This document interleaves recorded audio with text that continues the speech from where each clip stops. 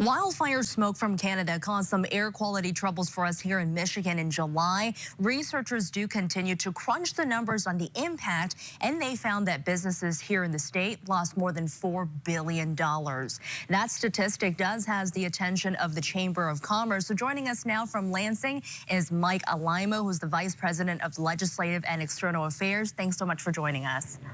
Thanks so much for having me. So first of all, how concerning is it? That's a big figure for businesses across the state. What was the initial reaction from the Chamber of Commerce?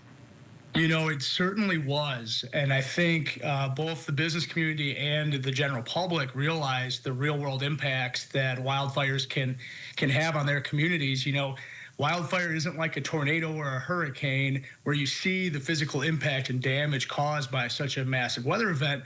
Nonetheless, it does have impact. And so we saw communities have to almost shut down completely while the smoke was at its worst and the air quality was at its most dangerous. And so you certainly saw, you know, travel plans canceled, you know, tourism and retail in general really suffered from loss of foot traffic and general consumer demand.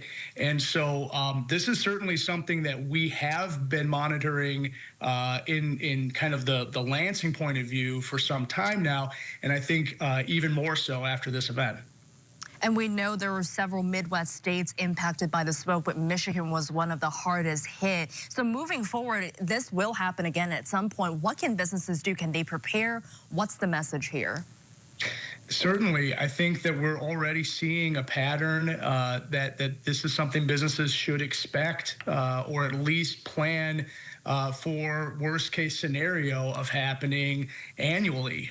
When things get hot and dry out, the reality is our neighbors to the north have a lot of forest land and fires will occur. So businesses should kind of prepare both from an employee training standpoint to make sure employees know there are real risks of the air quality going down and becoming dangerous, but also plan for just the reality that you could have something like this happen. It could mean a sudden loss of business for yourself, and so you need to budget for that, plan accordingly, try to plan around the really dry weeks and maybe even month of the year.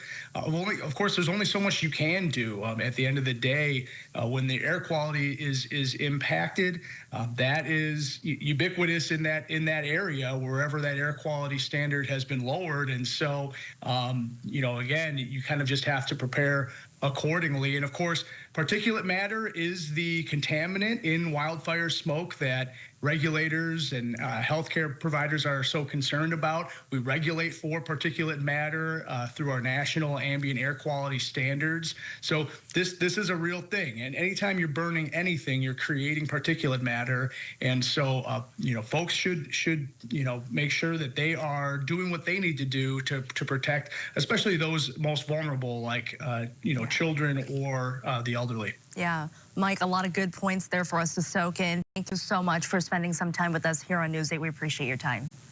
Thanks so much.